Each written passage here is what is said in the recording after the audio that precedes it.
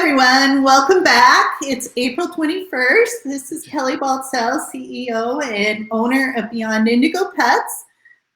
April is flying by. Can't believe it. By the end of this week, we'll only have 1 week left, and I don't know where it went. But to help us with our understanding in our new sub-segment of our Facebook Live, our View from a Hospital, we have Dr. Deb Stone from Brodie Animal Hospital in Austin, Texas today. Thank you, Deb. Thanks for coming. I've known Deb for a really long time. She holds a special place in my heart with lots of warmth and love. So I'm grateful for her to come today. And I think she does have some messages of gratitude as well to share with us. So I'm going to let Deb come on, and I'm going to disappear, but you guys can still hear me if I chime in. It's on the headless voice, but this way you guys can see the pictures. I'll be back. But Deb, why don't you tell us about life in COVID at the View from the Hospital level? Absolutely. Thank you, Kelly. I always love connecting with you. And of course, the folks who are listening to this, I think that we may very well resonate with some of the story that I'll be sharing about Brodie Animal Hospital. I wear a lot of hats in this veterinary profession. And one hat that I've worn very, very proudly for nearly 31 years is being on the leadership team of Brodie Animal Hospital. It really allows me, being part of that team allows me to really see things how they are in real time in the trenches. You mentioned gratitude, and it's zipping by here at the bottom of that thread, and I can't say enough the gratitude that I have for my team. Of course, all the clients as well. So what I'll share today is I'll share a few photos that shows you the team of who we're talking about and some of how we've been dealing with these times and with this COVID-19 and this COVID-19 landscape. So it may seem unbelievable. However, there was a time before COVID-19. It just seems like we're at this place for so many weeks now, this strange place. And I'm not sure about about how you're processing things and how your mind's really working and your mental health and your well-being. But I'll tell you, there was a point in time when we didn't live in the COVID-19 period. And I'm going to show you this picture that you see right now that wasn't taken too long before we were impacted by COVID-19. This is my Brodie Animal Hospital team. We are award-winning practice in Austin, Texas, as voted #1 veterinary practice by the community.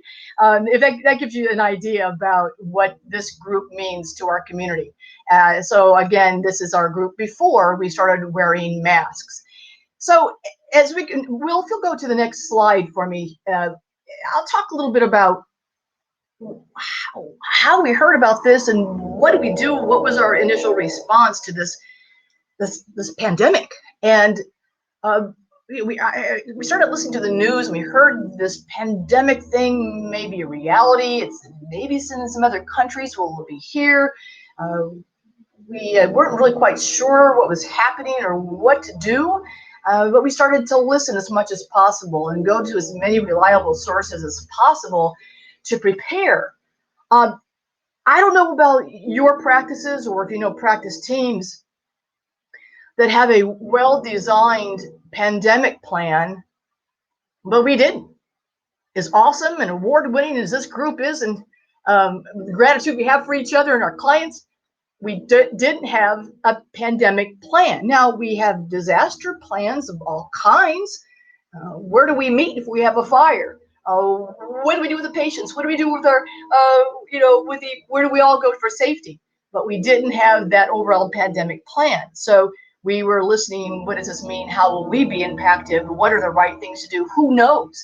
And in those days, CPAs, attorneys, no one really had a lot of information that could really help us. But we reached out to everybody we possibly could to help provide us information so that we can take care of our team members, as well as serve our clients and patients as well informed and as safely as we could. So one of the first things we started to do is we started to be, started having regular connections, what we're calling them town halls, because we knew all of our team members had questions. They had questions because they were hearing this information on the internet or on television. What were the facts? What weren't the facts? Fear was growing. And so we started our weekly town halls with the team, being as transparent as we possibly could. And that's one of the items I'll leave everybody with at the end of the discussion about our story, is transparency is critical during these times. And you'll see in this picture, it was one of the first times we came together as a group. And what's missing from here? Yeah, masks. We didn't, in those days, we weren't even thinking we'd be wearing masks all the time. We couldn't fathom that. Who would do that nowadays? Is it really that important? Is it really that serious? Well, as we learned, it is very serious. It was and is very serious. So you see this evolution where we came together. We actually had healthcare providers come in and teach our team as much as they knew at the time, as far as how they could take care, how we could take care of ourselves, again, so that we can put on that oxygen mask and help our clients and patients, if that was even going to be a possibility. So again, this is something that bringing us together and talking about news and keeping up with news. What are we going to do? One of the first things we did is we pulled everybody together. So let's bring your questions. We open up to questions. We open up to how are they feeling. We open up to anything that might be on their mind, so that practice leadership can share as much information as we know. Again, with transparency. Next slide, please. All right, so we started progressing, right? And again, I think this is maybe a similar story of many practices across the U.S., where as we started to learn, we started to escalate some of the things we were doing to take care of ourselves. And this picture you'll see, this is actually what a couple of our fantastic team members, where one of the first steps we started doing after we had our town halls is we were wearing this disposable mask, but we also became very much aware that the human healthcare industry, they were having a hard time getting supplies and equipment, as we were as well. You can see we started doing our elbow bumps and again taking some precautions, making sure we're going to be safe. Next slide.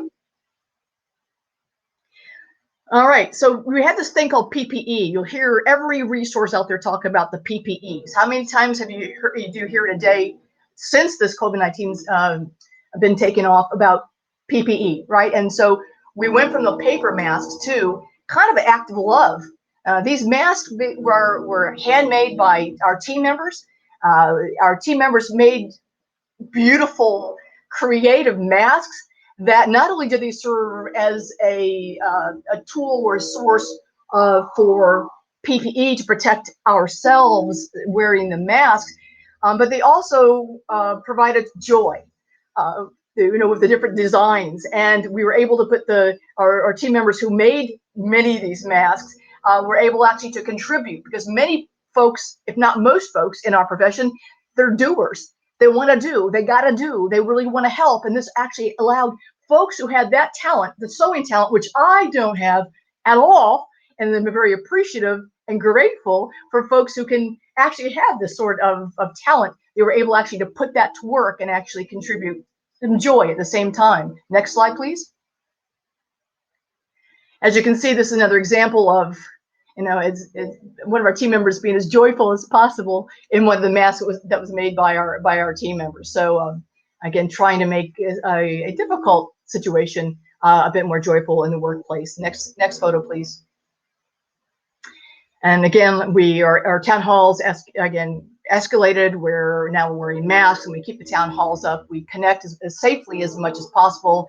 We open this up. We go to places where may not have been comfortable before about talking about our emotions, about our fears, about our concerns, ideas. The owners, again, will lay out as much as what they've learned about what about the PPP, about the payment protection plan and the economics. How do people get paid? Some of our team members don't feel comfortable coming to work for fear. Some of our team members are able to come to work because they don't have childcare. Some of our team members have had to go in a quarantine period because of potential exposure to others. So we are seeing a variety of our team members respond differently during these times. And the mantra and the word of the owner is that we will keep our team members' jobs. We haven't let anybody go, terminated anybody. Everybody has a job in our practice, and we will all get through this together. Next photo.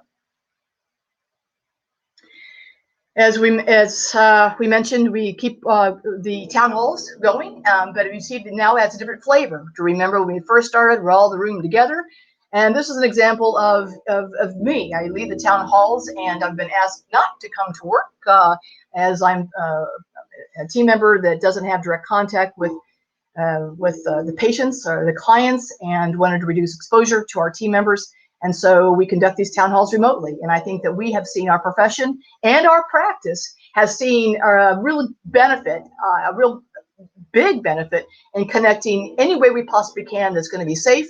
And we've really adopted and embraced remote connection. Next photo, please. So Beyond Indigo, I believe we're looking at what is the websites, roles in websites, and the importance of websites and e-communication and remote connection. And then I think more than ever, our website has become even more important than recent times, in that folks are looking, our clients are looking for places, looking for information, as we try to keep, as we are as transparent with them as possible. And so we're using our website more than ever by putting our messages up as far as how is our team impacted, how are they impacted, how's patient care impacted, keeping them up and being as transparent with them as well. So we decided we wanted to, again, infuse some more joy in a lot of different ways we possibly could. And you'll see here, this is an example of one of our professional photographs of one of our doctors, Dr. Brown, who's been with us for many years and who is just a fantastic doctor. You see, this is a very professional photograph on our website. But we've decided, again, to bring in some joy and update these photos. And Will, if you go to the next photo, you'll see that what we're doing now with our team members is actually, we've asked all of our team members who feel comfortable being on a website, having internet presence, send us photos of joy that we will be posting on our website. So something that again brings them joy in life. Next slide, Will. This is another example of Dr. Holmes, and Dr. Holmes, her joy is, next photo, a couple of her children. And again, so we're opening that up as well, so our clients can find information from our website, download forms, and or email us information. We are maximizing e-communication as much as we possibly can, again, to help reduce the handoff when we're going through the curbside services as much as possible. So we're using our website as a really great communication hub for information, to be able to discharge patients, to be able to admit patients, and keep up with information. So again, this is something as far as another, maybe a small item, but again, anything that we can do to bring joy to our clients and our patients and bring joy at this point in time, I think that all of that can help as much as possible. And Kelly, anytime that you want to ask anything along the way, by all means, I invite you. But something that I want to share, something I'll share as well, is reaching out to my leadership team. And what are some of those things that, again, are really, really critical in these times and leading in times of crisis. And I can't stress enough the power of transparency. Number one, leaders really remaining well informed by reliable resources, sharing that information through transparency to both clients and our team members, and then listen to our clients, listen to our team members. How nimble can we be? How going into the future, because we are here now. What does tomorrow look like? Can we possibly think of the unthinkable? Because I will say something, and I don't do gambling. I don't do a lot of gambling in the world.